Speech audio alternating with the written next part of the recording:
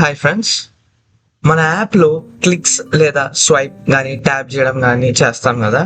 అయితే ఈ యాక్షన్స్ అన్నిటినీ కూడా మనం ఈవెంట్ అని పిలుస్తాం.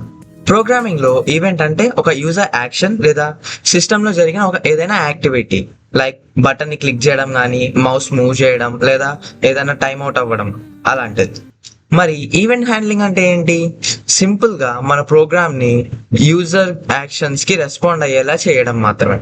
అంటే ఎగ్జాంపుల్స్ కి ఒక సబ్మిట్ బటన్ నొక్కిన వెంటనే మన డేటా అనేది సేవ్ అవ్వడం లేదా ఏదైనా నెక్స్ట్ పేజ్ కి ఫార్వర్డ్ అవ్వడం అట్లాంటివి.